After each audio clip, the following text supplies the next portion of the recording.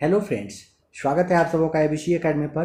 तो फ्रेंड्स, आज के इस क्लास में हम लोग एसएसटी पेपर 2 जो कि आपका सीटेट के लिए है, प्रैक्टिस सेट नंबर 10 लगाने वाले हैं। इससे पहले इसका और भी क्लास दिया जा चुका है। अगर आपको प्रीवियस ईयर सॉल्व पेपर देखना हो तो वह भी आपके लिए अवेलेबल है, तो उसे भी आप लोग प्ले लिस्ट आकर के ज़रूर चेक कर लीजिएगा। आज के इस क्लास में हम लोग हर बार की तरह 60 सवाल को देखने वाले हैं, जिसमें कि आपको पता है हिस्ट्री, पॉलिटी, ज्योग्राफी, साथ ही साथ पेडागोजी का सवाल शामिल रहता है। सारे 60 सवाल को आप ध्यान से देखिए। यकीन मानिए, अगर आप अभी तक जो भी आपको क्लास दिया गया है, बस इतना क्लास को अगर आप प्रॉपर वे में अच्छे से देख लेते हैं, हर एक सवाल में पकड़ बना लेते हैं, तो सीटेट का जो पेपर है आपका आसानी से क्लियर हो जाएगा। आप पे डिपेंड करता है कि आप क्लास को किस तरीके से देखते हैं। कुछ कहना होगा कमेंट करके आप बताइएगा। अगर आपको क्लास पसंद आए तो वीडियो को लाइक, शेयर, सब्सक्राइब आप जरूर कर दीजिएगा। क्लास के लास्ट में आपको और भी 2 क्लास का थंबनेल शो करेगा, उसे भी टच करके आप जरूर देख लेंगे। टेलीग्राम से जुड़ना हो, टेलीग्राम का लिंक नीचे डिस्क्रिप्शन बॉक्स में दिया गया है, तो वहाँ से आप लोग जुड़ सकते हो। आइए प्रैक्टिस सेट नंबर 10 के क्वेश्चन नंबर फर्स्ट को सबसे पहले देखते हैं।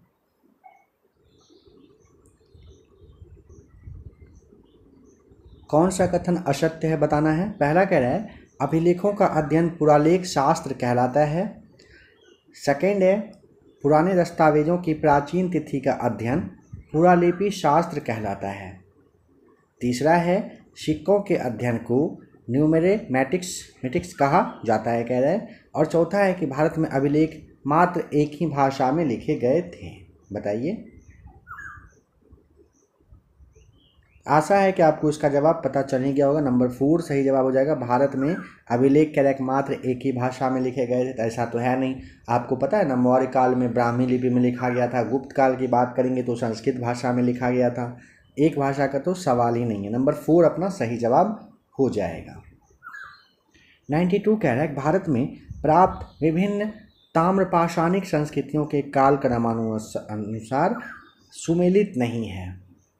कह रहा है कि आहार संस्कृति लगभग 1700 से 1400 ईसा पूर्व तक का समय था। कायथा संस्कृति लगभग 2450 से 1750 तक था। मालवा संस्कृति लगभग 1900 से 1400 ईसा पूर्व तक था। और कह रहा है जॉर्बेज संस्कृति लगभग 1500 से 900 ईसा पूर्व तक ये चला था। बताइए सही जवाब क्या होगा। देखिए, आहार कहिए या फिर आहार संस्कृति से हम लोग कहते हैं। 1700 से 1400 दिया हुआ है ना, यही कथन गलत है। ये जो राजस्थान में एक नदी है जिसका कि नाम है आहर, उसी के आसपास के एरिया के बारे में, ये एरिया मतलब ये जगह फैला हुआ था, ठीक है, संस्कृति वहाँ पे था। और ना ये 3000 ईसा पूर्व से लेकर के 1000 ईसा पूर्व तक के समय के बारे में आपको ध्यान रखना होता है कि ये फैला हुआ था, इस टाइम तक ये चला था, ठीक है। 3000 से 1000 आप इसे ज़रूर याद कर लीजिएगा। हुबहू सवाल छप जाएगा आपके एग्जाम में। भारत में प्राप्त विभिन्न ताम्रपाषाणिक संस्कृतियों में काल क्रमानुसार सुमेलित कौन सा नहीं है। आहार संस्कृति लगभग 3000 से 1000 ईसा पूर्व तक हो जाएगा। नंबर 93 कह रहे हैं ईस्ट इंडिया कंपनी की नीतियों का साधारण जनता यानी कि लोगों ने कैसे विरोध जताया। इस बात का अध्ययन करने के लिए निम्न में से कौन सा एक करेक्ट द्वितीयक स्रोत का उदाहरण होगा। सवाल को फिर से समझ लीजिए। ईस्ट इंडिया कंपनी की नीति का साधारण जनता ने विरोध जताया था, यह आप जानते हो, ठीक है। आपसे पूछा है कि इस बात का अध्ययन करने के लिए निम्न में से कौन सा एक द्वितीयक स्रोत का उदाहरण होगा। प्राथमिक स्रोत आप जानते हो किसे कहते हैं, द्वितीयक भी पता है। द्वितीयक यहाँ पे आपको खोज के निकालना है। पहला कह रहा है मेरठ में 1857 में हुए विद्रोह पर एक इतिहासकार का शोध प्रबंध। सेकेंड कह रहा है कंपनी फौज में कार्यरत एक सिपाही का जीवन वृत्त। सेकेंड कह रहा है विभिन्न सरकारी कार्यालय शाखाओं में भेजने हेतु कंपनी के जो अधिकारी या प्रशासक थे उनके द्वारा तैयार किया गया नोट्स या फिर कहिए कि रिपोर्ट होगा, या फिर उस समय के एक ग्रामीण व्यक्ति द्वारा लिखी पुस्तक जिसमें उसके आसपास के लोगों के संवेगों का वर्णन किया हुआ है। बताइए।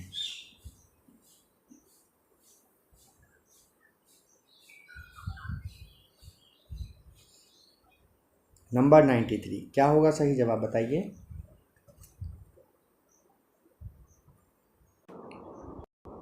यहाँ पे आपको नंबर 4 टिक करना होता है। देखिए, उस समय के एक ग्रामीण व्यक्ति द्वारा लिखी पुस्तक, ठीक है, जिसमें उसके आसपास के लोगों के संवेगों का वर्णन किया हुआ हो।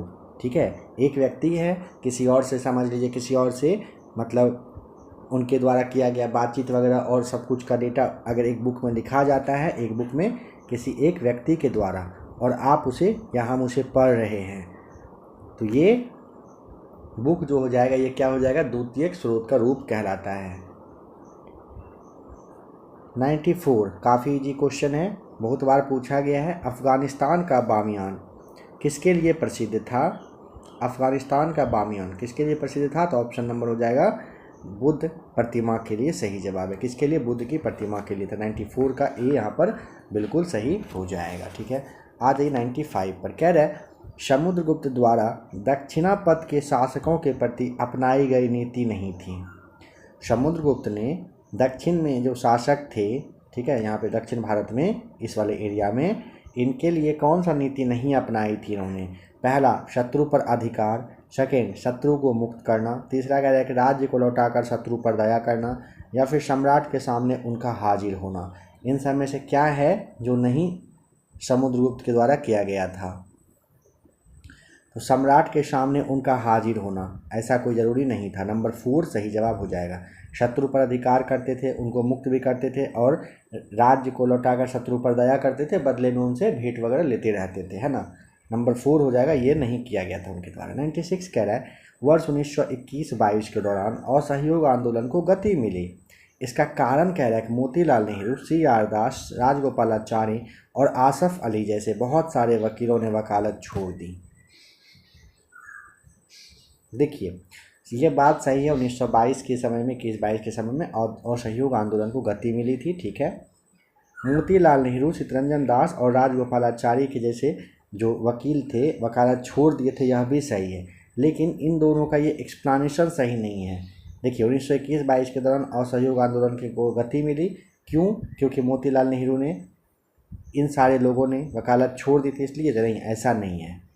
बात दोनों सही है, व्याख्या नहीं करता है, याद रखेंगे इसे।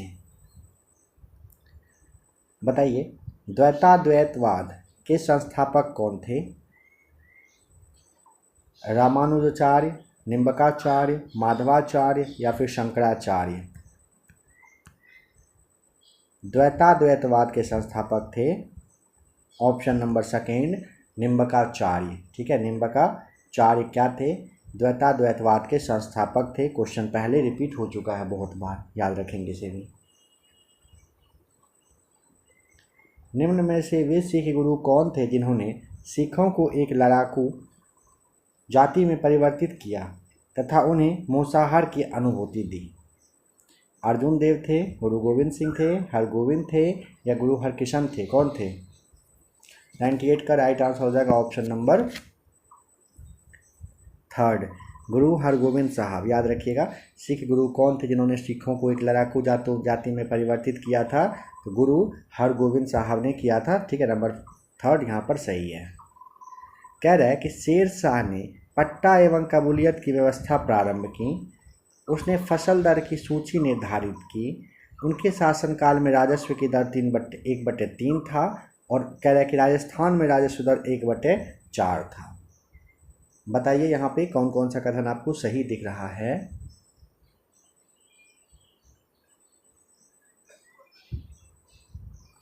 देखिए, नंबर पहला, शेर शाह ने पट्टा एवं कबूलियत की व्यवस्था शुरू की, एकदम सही बात है, याद रखिएगा। ठीक है,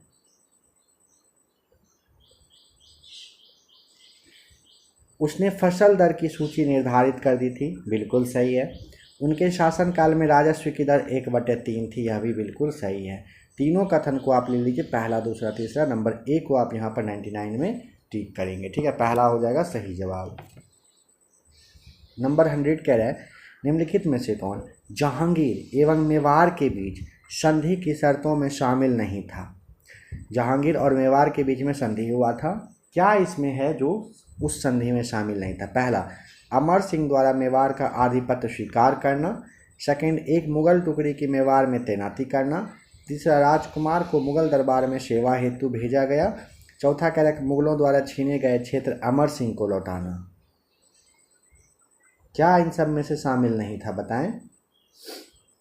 देखिए, जहांगीर और मेवाड़ के बीच में जो संधि हुआ था उसमें अमर सिंह द्वारा मेवाड़ का आधिपत्य स्वीकार करना ये हुआ था। राजकुमार को मुगल दरबार में सेवा हेतु भेजा गया, सही है।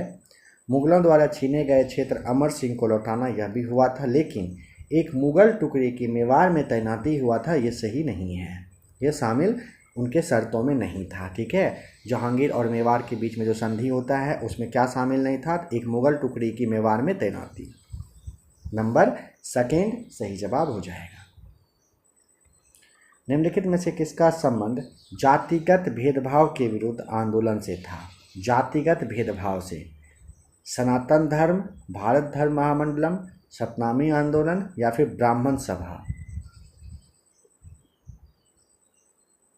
नंबर थर्ड यहाँ पर सही जवाब हो जाएगा, सतनामी आंदोलन। ठीक है, किसका संबंध जातिगत भेदभाव के आंदोलन से संबंधित रहा था? तो वह था सतनामी आंदोलन, सही जवाब है।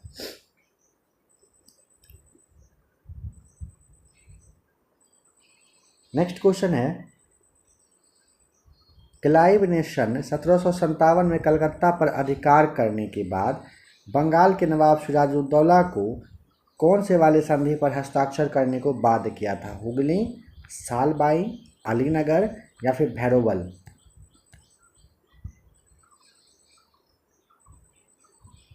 ज़्यादा टाइम चाहिए क्लास को आप रोक लिया करेंगे। नंबर यहाँ पर हो जाएगा थर्ड सही जवाब। क्लाइव ने सन 1757 में कलकत्ता पर अधिकार करने के बाद बंगाल के नवाब सिराजुद्दौला को कहाँ पर? तो अलीनगर की संधि पर हस्ताक्षर करने के लिए बाध्य किया था। कहाँ की संधि? अलीनगर की संधि।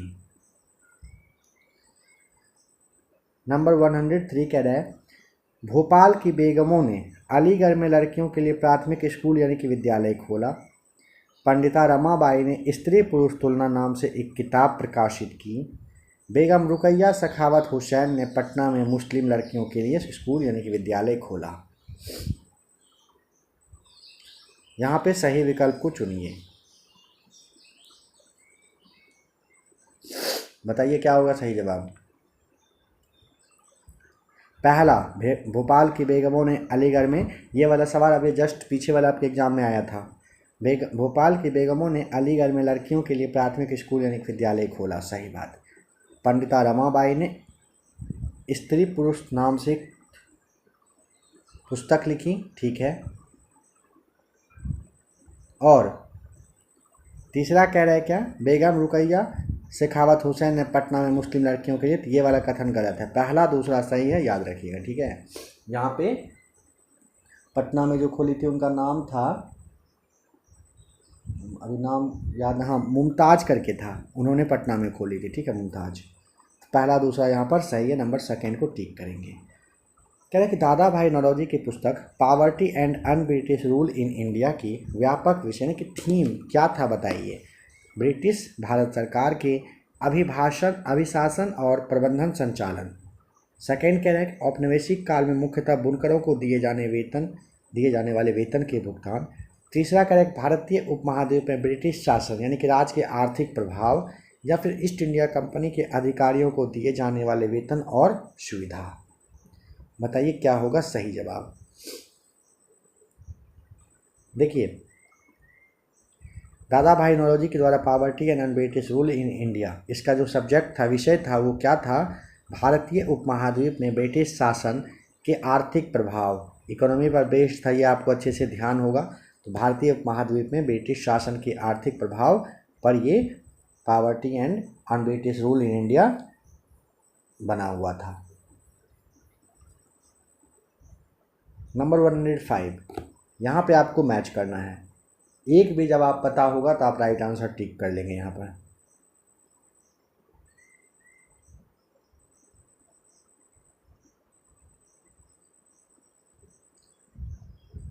देखिए,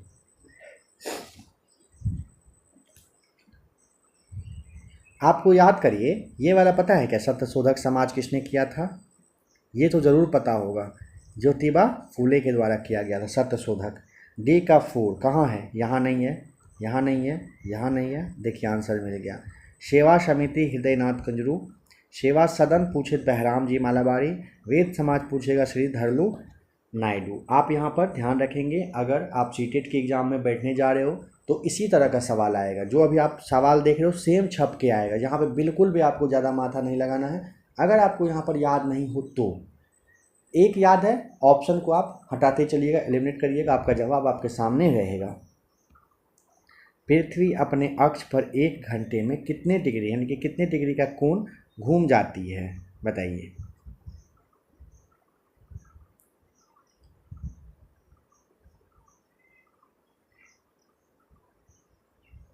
यहाँ पे हो जाएगा नंबर सेकेंड राइट आंसर। 106 का क्या होगा, सेकेंड सही जवाब है। क्योंकि आपको पता है पृथ्वी अपने अक्ष पर 1 घंटे में 15 डिग्री घूमती है, क्योंकि 4 डिग्री देशांतर की दूरी तय करने में पृथ्वी को 4 मिनट लगता है। ठीक है, 1 घंटे में 60 डिग्री का कोण घूमती है। नेक्स्ट क्वेश्चन कह रहा है कुतुबुद्दीन ऐबक ने लाहौर को अपनी राजधानी बनाया। कुतुबुद्दीन ऐबक सुल्तान बनने तक दासत्व से मुक्त नहीं हुआ था। कौन सा कथन सत्य है, बताएं। पहला कह रहा है कुतुबुद्दीन ऐबक ने लाहौर को अपनी राजधानी बनाया था, बिल्कुल बनाया था। और वह जब सुल्तान बना था तो उसके पहले तक तभी तक वो दास था ना, बिल्कुल था। पहला दूसरा दोनों सत्य है, नंबर 4 टिक कर देंगे यहाँ पर। निम्न में से वृहद ज्वार आने का उपयुक्त जो कारण है वो क्या है। वृहद ज्वार आने का सूर्य और चंद्रमा द्वारा एक दूसरे की विपरीत दिशा से पृथ्वी पर गुरुत्वाकर्षण बल, सूर्य चंद्रमा पृथ्वी का सजीगी की अवस्था में होना, तट रेखा का घुमावदार होना, या फिर कोई नहीं। वृहद ज्वार आने का उपयुक्त कारण क्या है।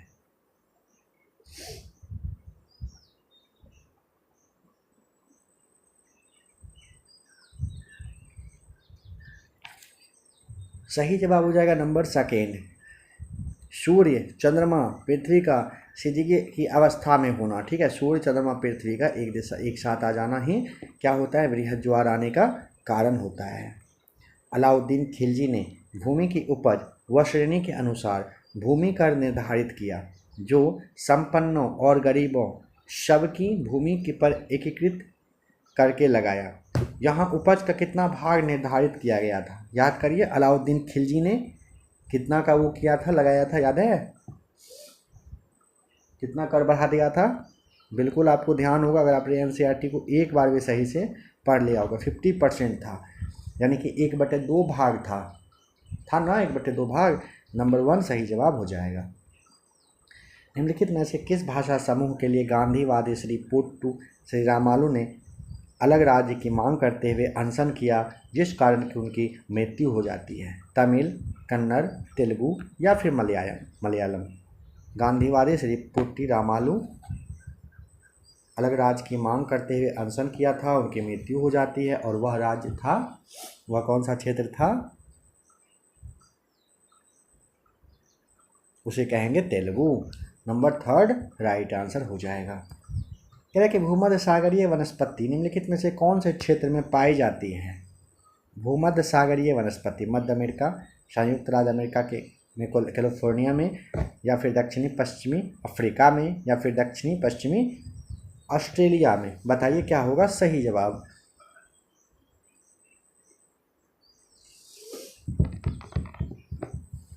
यहाँ पे आप देखिए दक्षिणी पश्चिमी जो अफ्रीका दिया है, क्या लगता है अफ्रीका में होता होगा भूमध्य सागरीय वनस्पति। जवाब है नहीं। तीसरा वाला को कट करेंगे, यहाँ कट, यहाँ कट, यहाँ कट। पहला दूसरा चौथा ऑप्शन आपके सामने आ चुका है।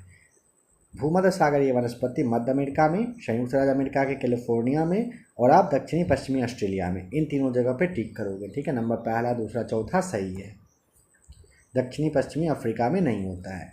निम्नलिखित संक्रियाओं में से जल चक्र में निहित प्रक्रियाओं को चुनें। जल चक्र में क्या क्या आएगा।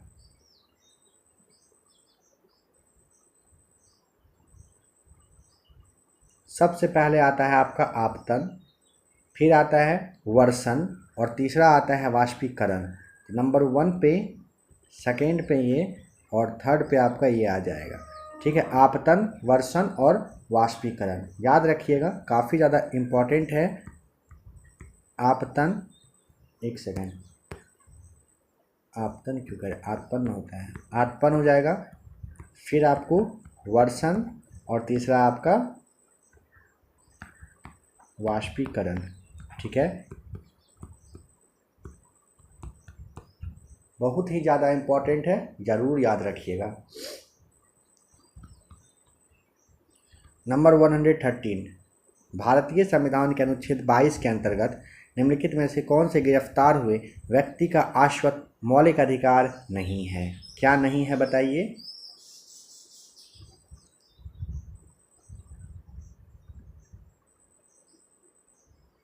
दूसरा वाला जो है ना, गिरफ्तारी के 24 घंटे के भीतर मजिस्ट्रेट के सामने पेश होने का अधिकार होता है, यह होता है अगर आपको ध्यान हो, ठीक है।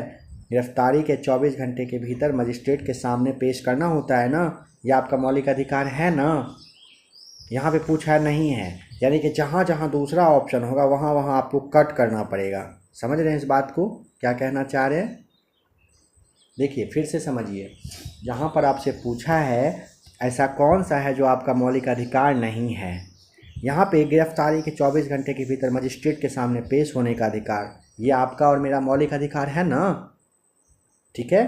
तो ये वाला तो होगा नहीं, ये जहाँ जहाँ होगा वो कट करना पड़ेगा ना, क्योंकि ये तो हम लोगों का मौलिक अधिकार है और यहाँ पूछा है कौन सा नहीं है।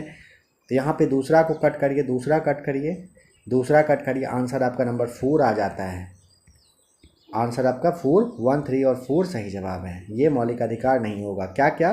गिरफ्तारी के समय व्यक्ति को यह जानने का अधिकार है कि गिरफ्तारी किस कारण से की जा रही है, पुलिस हिरासत में दिए गए इकबालिया बयान को अधिलिखित करने की ज़रूरत है और इसका इस्तेमाल प्रयोग आरोपी के विरुद्ध सबूत के तौर पर किया जा सकता है। 15 साल से कम उम्र के बालक और किसी भी महिलाओं को केवल सवाल पूछने के लिए थाने में नहीं बुलाया जा सकता है। 114 कह रहा है कि पूर्वी घाट पर्वत श्रेणी का सर्वोच्च शिखर है। पंचमढ़ी, महेंद्रगिरी, दोदा बेटा, अनाईमुडी। पूर्वी घाट का पूछा है, ईस्टर्न रेंज का सबसे सर्वोच्च जो शिखर है वो कौन सा है? यहाँ पे हो जाएगा आपका सेकेंड राइट आंसर महेंद्रगिरी, ठीक है। पूर्वी घाट पर्वत श्रेणी का सर्वोच्च शिखर है महेंद्रगिरी। कौन सा प्रस्ताव सांसद द्वारा कार्यपालिका को उत्तरदायी बनाने का सबसे सशक्त उपाय होगा बताइए। निंदा प्रस्ताव, अविश्वास, ध्यानाकर्षण या फिर विश्वास। देखिए कौन सा प्रस्ताव संसद द्वारा कार्यपालिका को उत्तरदायी बनाने का पूछेगा तो आपको अविश्वास बताना होता है। अविश्वास प्रस्ताव सही जवाब हो जाएगा। कौन सा? अविश्वास प्रस्ताव। निम्नलिखित में से कौन सा अधिकार भारत के राष्ट्रपति को प्राप्त नहीं है?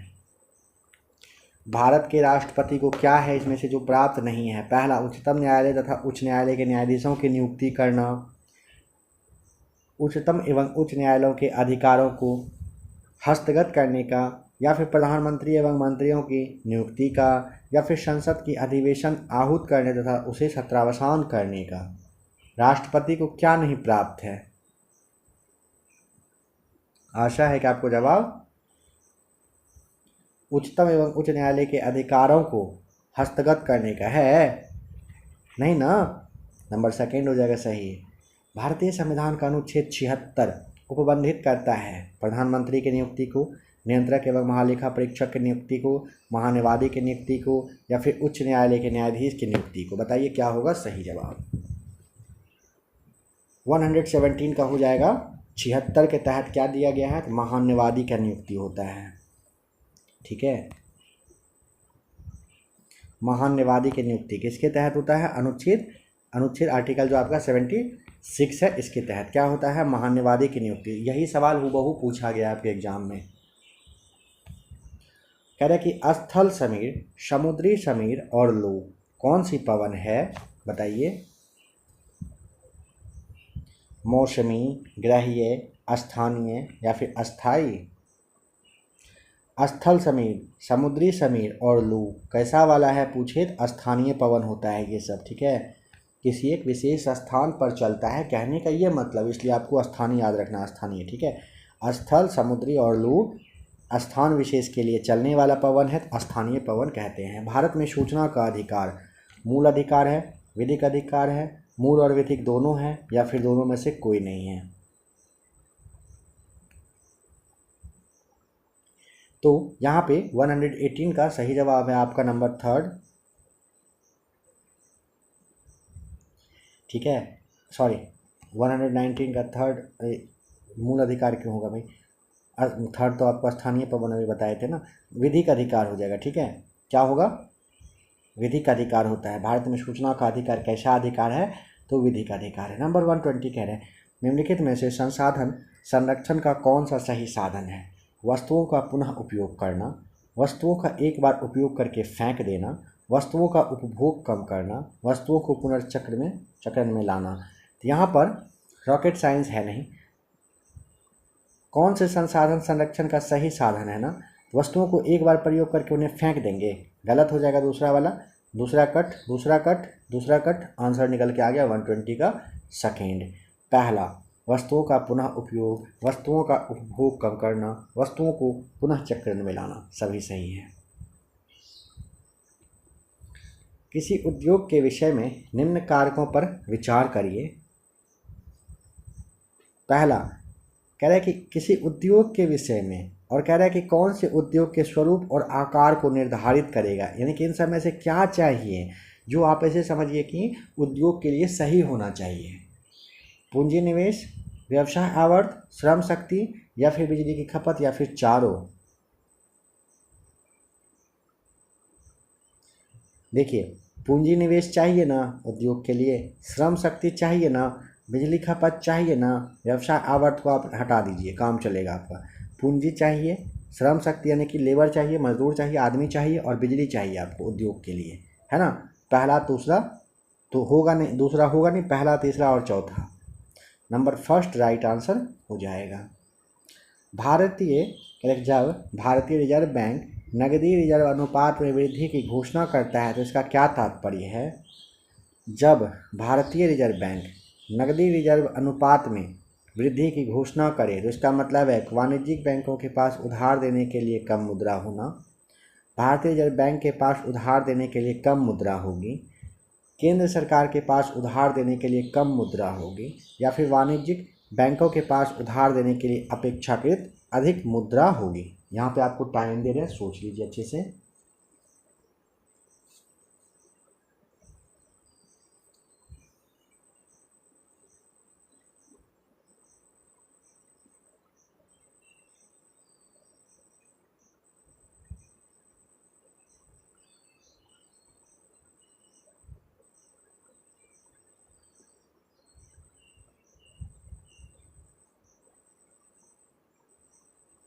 देखिए यहाँ पर ना आप ध्यान देंगे, जब भारतीय रिजर्व बैंक नकदी रिजर्व अनुपात में वृद्धि करने की घोषणा करे तो इसका मतलब होता है कि भारतीय रिजर्व बैंक के पास उधार देने के लिए कम मुद्रा है। अनुपात में अगर वृद्धि कर देता है तो इसका मतलब है कि कम है, इसीलिए वो क्या कर रहा है, नकदी रिजर्व अनुपात में वृद्धि करने की घोषणा कर रहा है, यानी कि उधार देने के लिए उनके पास अब कम पैसा है। नंबर सेकेंड सही जवाब हो जाएगा। भारत में व्यापार नीतियों के सुधारों के लक्ष्यों में शामिल नहीं था क्या? आयात और निर्यात पर परिणात्मक प्रतिबंधों की समाप्ति, प्रशुल्क दरों में वृद्धि, आयातों के लिए लाइसेंस प्रक्रिया की समाप्ति, या फिर कोई नहीं।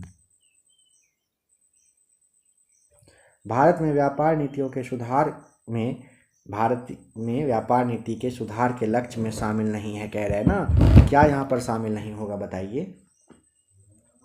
तो यहाँ पे प्रशुल्क दरों में बढ़ोतरी यहाँ पर नहीं होगा, ठीक है। भारत में व्यापार नीति के सुधार के लक्ष्य में क्या शामिल नहीं था? प्रशुल्क दरों में बढ़ोतरी नहीं था। बाद बाकी आयात और निर्यात पर परिणात्मक प्रतिबंधों की समाप्ति होगा, आयात के लिए लाइसेंस प्रक्रिया की समाप्ति होगा, ठीक है, लेकिन यहाँ पर प्रशुल्क दरों में बढ़ोतरी नहीं होगा। नंबर सेकेंड सही जवाब हो जाएगा।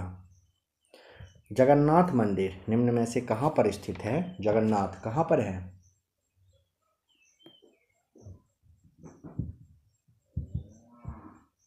उड़ीसा में ना है जगन्नाथ, काफ़ी फेमस है, पता है आपको। नंबर 4 हो जाएगा, उड़ीसा में है जगन्नाथ। भारत के किस क्षेत्र में केसर सागा पर नाटक खेला जाता है? पश्चिम बंगाल, असम, लद्दाख, या फिर सिक्किम। कहाँ पर केसर सागा नाटक होता है? बहुत ही इम्पोर्टेंट है, बहुत बार पूछा गया है, बहुत ही ज़्यादा इम्पोर्टेंट के साथ बहुत बार पूछा जाने वाला सवाल है ये आपका। लद्दाख नंबर 3 सही जवाब है। भारत के संविधान में मौलिक अधिकारों का सही क्रम इस प्रकार है। भारत के संविधान में मौलिक अधिकार चलिए चारों को खुद से पढ़ लीजिए, है ना, जब हम पढ़ेंगे शायद हो सकता है आप कन्फ्यूज करें, और अगर टाइम चाहे तो क्लास को रोक लें, लगभग 10 सेकेंड का आपको टाइम यहाँ पर दे रहे हैं।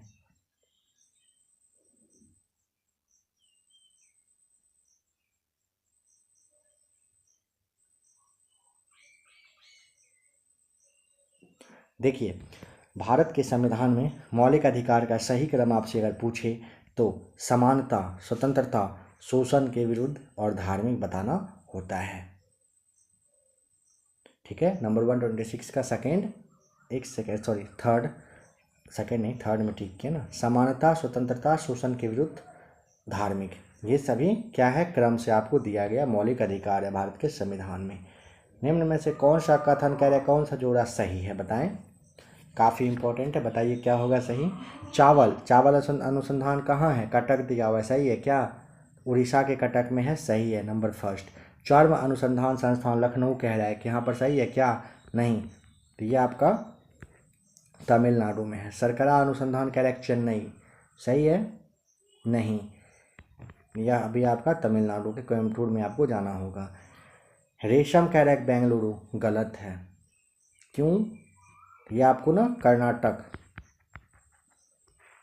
रेशम अनुसंधान के लिए कर्नाटक जाना होता है, नंबर पहला बस सही है। स्क्रीनशॉट वगैरह लेना हो लेकर के आप रख लेंगे। नेक्स्ट क्वेश्चन कह रहा है 128, कह रहा है कि रीड और मुनरो ने तर्क दिया कि दक्षिण में सीधे किसानों के साथ ही बंदोबस्त करना चाहिए। रीड और मुनरो को लगता था उत्तर के भिन्न दक्षिण में परंपरागत जमींदार नहीं थे। क्या होगा सही जवाब बताइए। तो यहाँ पर देखिए राइट आंसर हो जाएगा 128 का आपका पहला सही जवाब होगा। क्यों, क्योंकि दोनों कथन सत्य, एकदम सत्य है, ठीक है, और व्याख्या भी करता है। कह रहा है कि घेटोइजेशन शब्द आमतौर पर निम्नलिखित में से कौन से क्षेत्र यानी कि इलाकों के लिए किया जाता है। घेटोइजेशन बताइए किसके लिए होता है।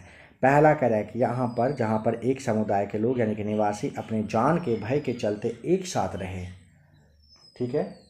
सेकेंड कह रहा है जहाँ सेना के कर्मचारियों ने कैंप लगाया हो, या फिर जहाँ पर निवासी वहाँ के बेहतर स्कूल के लिए चलते गए हैं, या फिर जहाँ निवासी अभिजात एवं विशेषाधिकृत वर्ग से संबंधित है। बताइए घेटोइजेशन शब्द का क्या मतलब होता है।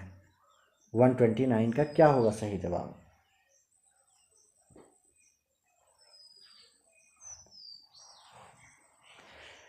नंबर पहला सही जवाब है जहाँ एक समुदाय के लोग यानी कि निवासी अपनी जान के भय के चलते एक साथ रहते हों।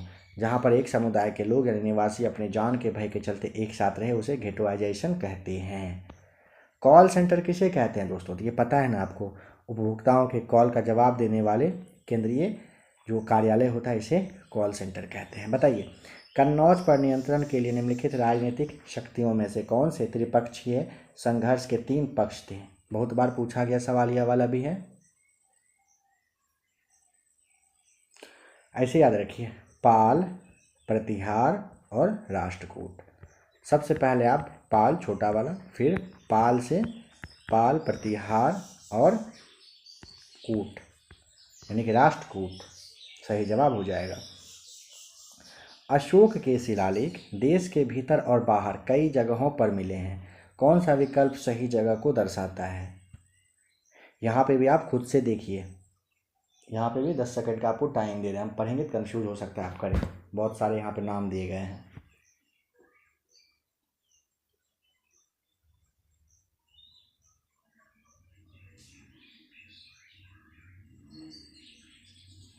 देखिए 132 का जौगर, मत्स्य लिखा है, जौगर ले लीजिए, मस्की ले लीजिए, टोपरा ले लीजिए, लंपक ले लीजिए, इन चारों जगह पे मिला है, ठीक है। अशोक के शिलालेख इन चारों जगह पर मिला है, कहाँ कहाँ, जौगर, मस्की, टोपरा अभिलेख आपने सुना है ना, मस्की सुना है ना, जौगर सुना है ना, लंपक सुना है ना, चारों नाम आपको ये याद रखना होता है। निम्न में से किस संविधान संशोधन को लघु संविधान कहा जाता है। यह सवाल आपके लिए है, बताइएगा कब हुआ था यह भी बता सकते हो, 1976 या फिर 1978, इन दोनों में से एक सही जवाब है। कह रहा है प्रदीप्ति वृत्त की अवधारणा पर शिक्षण प्रक्रिया शुरू करने से पहले निम्नलिखित में से कौन सी अवधारणा को समझना आवश्यक होता है?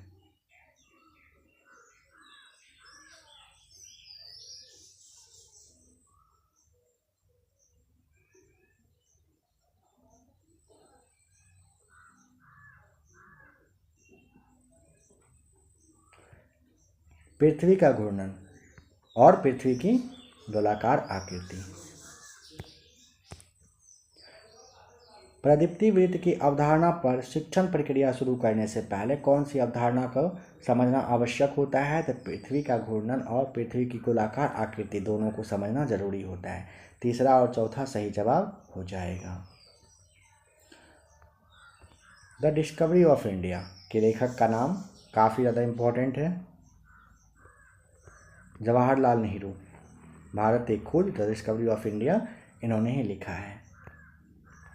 बताइए, शैक्षिक उद्देश्य छात्र दीवानी कानून और आपराधिक कानून के उद्देश्य के बारे में अपना समझ दर्शाएं।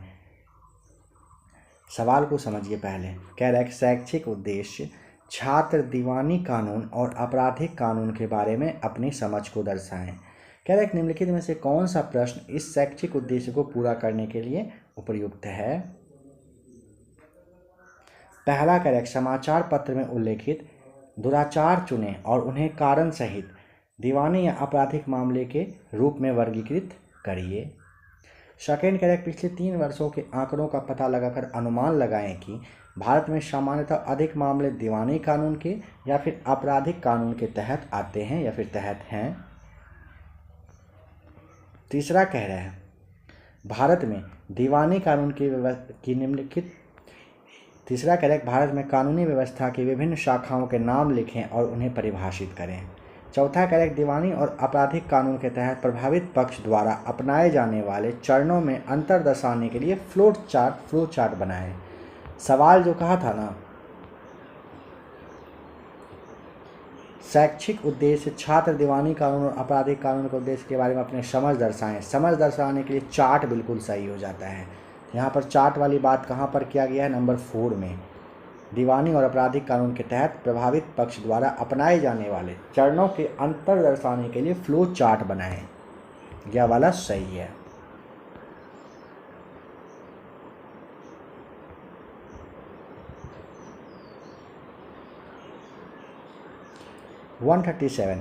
एक शहरी शिक्षिका कक्षा में ग्रामीण प्रशासन पर चर्चा कर रही है। ठीक है, एक शहरी शिक्षिका कक्षा में कहाँ पर? ग्रामीण प्रशासन, गांव के प्रशासन के बारे में चर्चा कर रही है। एक विद्यार्थी कहता है कि उसके गांव में भूमि का मापन ग्राम निर्वाह अधिकारी करता है, न कि एक पटवारी। समझ गए? शहर में बात हो रहा था, कोई बच्चा खड़ा होकर कहता है कि मेरे गांव में ना ग्राम निर्वाह नाम का व्यक्ति होता है जो कि ज़मीन का नाप करता है, पटवारी नहीं करता है मैम। ठीक है, तो शिक्षार्थी ने यह शब्द नहीं सुना था, शिक्षिका टीचर ने यह शब्द सुना ही नहीं था। समझ गए? बच्चा को ऐसा वर्ड कह देता है जो आपको पता ही नहीं है। तो विद्यार्थी की बात एक जिम्मेदार तरीके से संबोधित करने का क्या तरीका है? बच्चों का बात को आप किस तरह से लेंगे? पहला, किताब में यह बात स्पष्ट तौर पर कही गई है कि यह काम पटवारी करता है, किताब में लिखे गए शब्द का ही प्रयोग करिए। आप ऐसा कहिएगा बच्चों को, या फिर अलग अलग स्थान पर पटवारी को अलग अलग नाम से जाना जाता है ये कहिएगा, या फिर मैं इस शब्द की जांच करूंगी और कल कक्षा में दोबारा इस पर आपसे बात करूंगी। बताइए कौन सा आप चीज़ यहाँ पर लेना चाहेंगे, कौन सा ऑप्शन, कौन सा विकल्प का चयन करेंगे?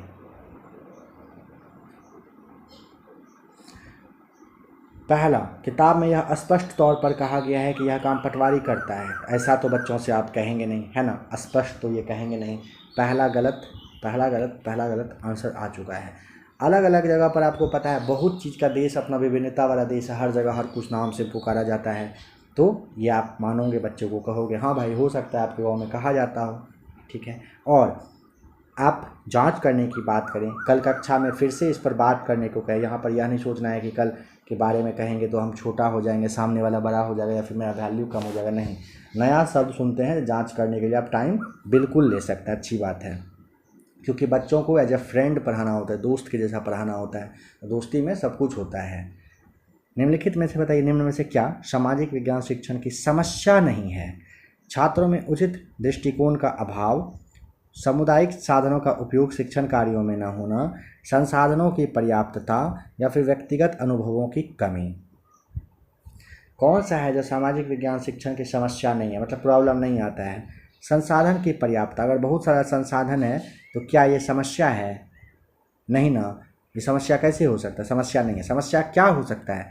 छात्र में उचित दृष्टिकोण का अभाव है, सामुदायिक साधन का उपयोग शिक्षण कार्य में नहीं हो रहा है, व्यक्तिगत अनुभव की कमी है अगर, तो ये सब समस्या हो सकता है। लेकिन संसाधन की पर्याप्तता समस्या कैसे हो सकता है? पर्याप्तता।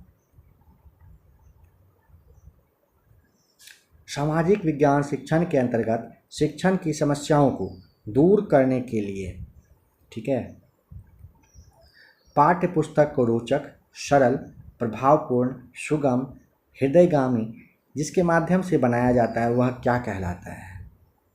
सामाजिक विज्ञान शिक्षण के अंतर्गत शिक्षण की समस्याओं को दूर करने के लिए पाठ्य पुस्तक को रोचक, सरल, प्रभावपूर्ण, सुगम, हृदयगामी जिसके माध्यम से बनाया जाता है वह क्या कहलाता है? शिक्षण विधि, अधिगम विधि, सहायक शिक्षण विधि या फिर सभी? तो सभी पे आपका ध्यान गया होगा तो आप गलत हो। सामाजिक विज्ञान शिक्षण की समस्याओं को दूर करने के लिए पाठ्य पुस्तक को रोचक, सरल, प्रभावपूर्ण, सुगम, हृदयगामी बनाया जाता है। इसे आप शिक्षण सहायक सामग्री कहोगे।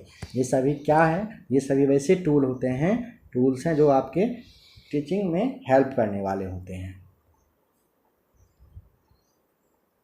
निम्न गतिविधियों में से किस गतिविधि में मानक समय के संप्रत्यय की अनुप्रयोग की क्षमता का आकलन किया जा सकता है? कौन से गतिविधि में मानक समय के संप्रत्यय के अनुप्रयोग की क्षमता? तो वह स्थान विशेष के समय का आकलन कर सकता है या कर सकती है यदि उसे स्थान का देशांतर बता दिया जाए।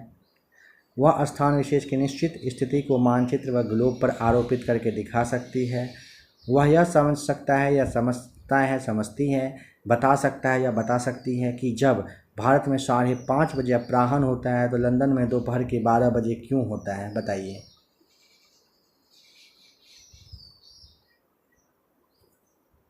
पहला, वह स्थान विशेष के समय का आकलन कर सकता है यदि उसे स्थान का देशांतर बता दिया जाए, ठीक है। वह, यह सही है, वह स्थान विशेष की निश्चित स्थिति को मानचित्र और ग्लोब पर आरोपित करके दिखा सकता है, नहीं। वह समझ सकता है कि जब भारत में 5:30 बजे अपराह्न होता है तो लंदन में 12 बजे का क्या होता है? 12 बजे होता है, ऐसा क्यों होता है? ये समझा सकता है बच्चा। पहला, तीसरा सही है। नंबर यहाँ पर थर्ड को हम लोग टिक करेंगे। कक्षा में प्राकृतिक वनस्पतियों का परिचय देने से पहले निम्न में से कौन सा तरीका अनुभाविक अधिगम हेतु उपयोगी हो सकता है?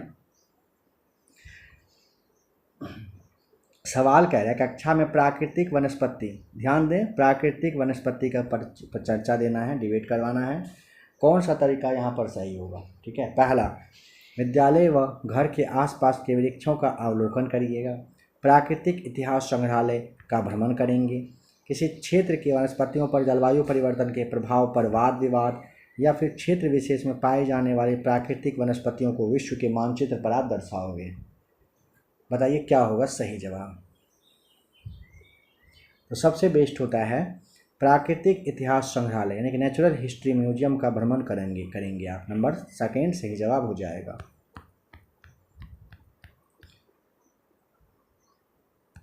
निम्नलिखित कथनों में से कौन सा कथन सामाजिक अध्ययन शिक्षण की निबंधात्मक परीक्षाओं की विशेषता से संबंधित नहीं है? पहला, निबंधात्मक परीक्षाओं के द्वारा विद्यार्थियों को तर्कपूर्ण ढंग से उत्तर देने की पूर्ण स्वतंत्रता रहती है। सेकेंड, निबंधात्मक परीक्षाओं द्वारा विद्यार्थी को अपनी भाषा एवं शैली को सुधारने के लिए उचित अवसर मिलते हैं। तीसरा, निबंधात्मक परीक्षाएं सभी विषयों के लिए उपयुक्त है। चौथा, निबंधात्मक परीक्षाएं रटने की प्रवृत्ति पर बल देती है जिससे शिक्षकों को सुविधा रहती है। यहाँ पर पूछा है कौन सा कथन सामाजिक अध्ययन शिक्षण की निबंधात्मक परीक्षाओं की विशेषता से संबंधित नहीं है। तो आशा है कि आपको जवाब मिल गया होगा, क्योंकि यहाँ पर रटने की प्रवृत्ति पर बल देने की बात की गई है जिससे कि टीचर को आसानी हो तो ऐसा करना नहीं होता है। नंबर 4 गलत है। संग्रहालय के भ्रमण के समय एक इतिहास के शिक्षक को ध्यान केंद्रित रखना चाहिए। संग्रहालय में प्रत्येक वस्तु को दिखाने पर, संग्रहालय में प्रदर्शित वास्तविक वस्तुओं को दिखाने पर, कालक्रम पर ध्यान न देते हुए वस्तुओं को दिखाने पर, यह दिखाने पर कि कैसे वस्तुएं और उनके उपयोग समान रहे हैं। बताइए। पहला वाला संग्रहालय में प्रत्येक वस्तु को दिखाने पर सही जवाब हो जाएगा। अगर आप संग्रहालय भ्रमण करवाएंगे बच्चों को तो संग्रहालय में प्रत्येक वस्तु को दिखाने पर आपका फोकस होना चाहिए। निम्न प्रश्नों में से कौन सा प्रश्न विद्यार्थियों की मूल्यांकन क्षमता का आकलन करता है? मूल्यांकन करने का। 16वीं शताब्दी के व्यापारियों के सम्मुख कौन कौन सी समस्याएं आती थी? क्या आपको लगता है कि कुछ समस्याएं आज भी बनी हुई है? सेकेंड कह रहे हैं सार्वजनिक वितरण प्रणाली क्या होती है? यह भारत में खाद्य सुरक्षा को कैसे सुनिश्चित करती है? तीसरा कह रहे हैं सार्वजनिक सुविधाएं क्या होती है? आपके क्षेत्र में उपलब्ध कुछ सार्वजनिक सुविधाओं की सूची बनाइए। आपको क्या लगता है सरकार को सभी को स्वास्थ्य सेवाएं उपलब्ध करवानी चाहिए? तो क्यों? बताइए क्या होगा सही।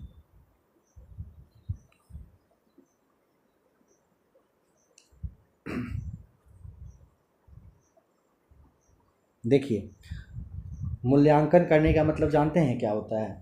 मूल्यांकन का मतलब आप निष्कर्ष पर पहुंच सकते हैं, आपको जवाब एक तरह से पता है, मूल्यांकन करना। ठीक है। कह रहे हैं 16वीं शताब्दी में व्यापारियों के सम्मुख कौन सी समस्याएं आती थी? सबसे पहले आपको 16वीं शताब्दी में जाना होगा। और कह रहे हैं क्या कुछ आज भी वैसा समस्या है? मान लीजिए 16वीं शताब्दी में आपको दिख रहा है कि बिजली का प्रॉब्लम था, बैटरी नहीं था, जनरेटर नहीं था, ठीक है, मान लेते हैं। तो आज समस्या आज क्या है कंपेयर करेंगे ना, पहला हो जाएगा मूल्यांकन करेंगे आप। सार्वजनिक वितरण प्रणाली क्या होती है? यह भारत में खाद्य सुरक्षा को कैसे सुनिश्चित करती है? कैसे करती है तो इसका आपको कारण बताना पड़ेगा। मूल्यांकन तो यहाँ पर हो नहीं रहा है, कारण आपको बताना पड़ेगा। आज को लेकर के बस ये होगा नहीं।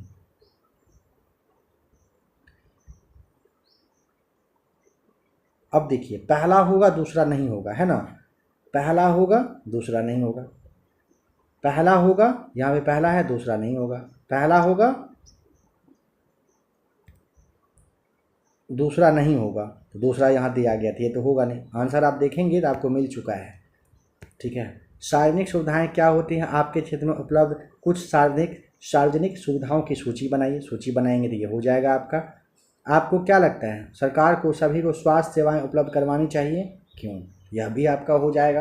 आपको यहाँ पे फिर रीजन बताना पड़ेगा, है ना? पहला होगा, तीसरा होगा, चौथा होगा, नंबर थर्ड यहाँ पर सही जवाब हो जाएगा 144 का। नागरिक शास्त्र के पाठ्यक्रम को कक्षा में संपादित करने के लिए सबसे बेहतर शिक्षा शास्त्रीय अभ्यास को निम्नलिखित में से कौन सा यहाँ पर कैरेक्ट दर्शाता है? पहला नागरिक शास्त्र। ठीक है। शिक्षिका किस्सों और लघु कथाओं से जोड़ते हुए विषय को रोचक बनाती है, लेकिन पाठ्य पुस्तक के व्याख्यान पद्धति में उसका दृढ़ विश्वास है। शिक्षिका अत्यंत सतर्कता से पाठ योजना का पालन करती है और नोट्स बनाने के लिए अनेक संदर्भ पुस्तकों का प्रयोग करती है। तीसरा, शिक्षिका एक गतिविधि का आयोजन करती है जिसमें वह अपने विद्यार्थियों को युवा संसद में शामिल करती है। इसके द्वारा वह पाठ्य पुस्तक में दी गई विषय वस्तु को का आलोचनात्मक विश्लेषण करने के लिए प्रेरित करती है। चौथा कह रहा है शिक्षिका समस्त बातों को विस्तार से समझाते हुए नागरिक शास्त्र की पूरी पाठ्य पुस्तक पढ़ाती है और विद्यार्थियों को भली प्रकार से तैयार करती है। नागरिक शास्त्र में क्या आपको टिक करना है? देखिए, इस तरह का जब भी आपका ऑप्शन दिखे ना तो आप आँख कान बंद करके टिक कर सकते हो। शिक्षिका एक गतिविधि का आयोजन करे और वह अपने विद्यार्थियों को युवा संसद में शामिल करे। इसके द्वारा वह पाठ्य पुस्तक में दी गई विषय वस्तु का आलोचनात्मक विश्लेषण करने के लिए प्रेरित करे। सबसे बेस्ट एग्जाम्पल आपका आंसर आपका यही होता है। इसे आप जरूर याद रखेंगे। Number third.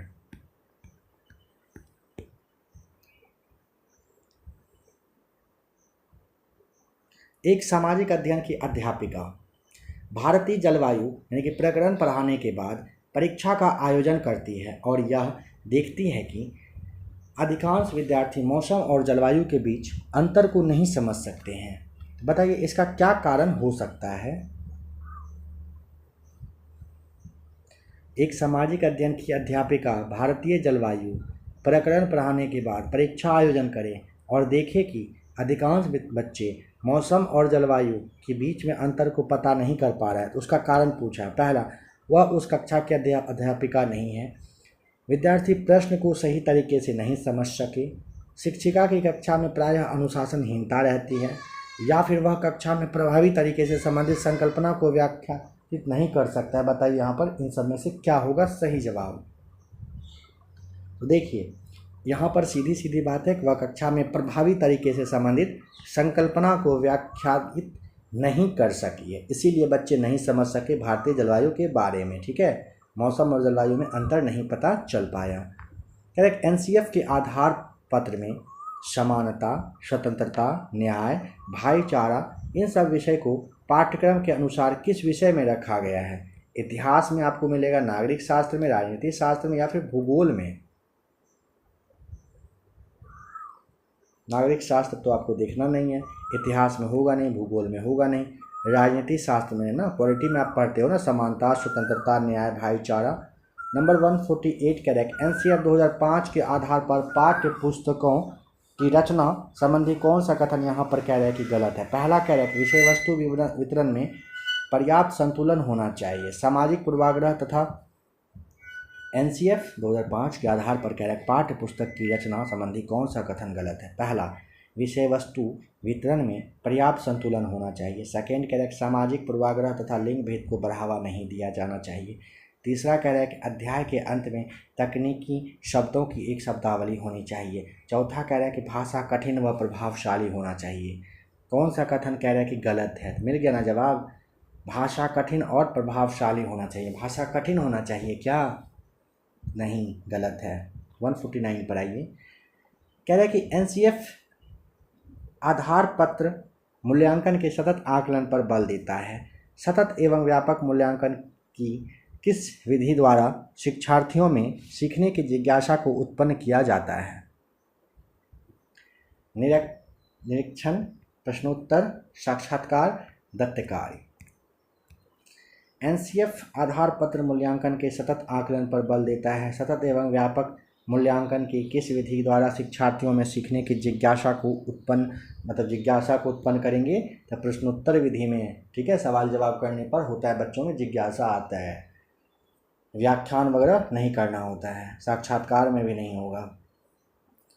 प्रिया औपनिवेशिक बंगाल में नील की खेती करने वाले लोगों की स्थिति यानी कि हालात को समझना चाहती थी, किंतु इसके लिए वह केवल द्वितीयक स्रोत ही जुटा पाई। ठीक है, बताइए कि यहाँ पर द्वितीयक स्रोत में क्या क्या आता है? पहला, 19वीं शताब्दी के बंगाल में नील की खेती पर एक इतिहासकर्ता का अनुसंधान। नील विद्रोह के दौरान नील की खेती करने वाले किसानों द्वारा गाए गए गीत, या फिर नील आयोग के द्वारा नील कृषक का लिया गया साक्षात्कार। क्या होगा सही जवाब?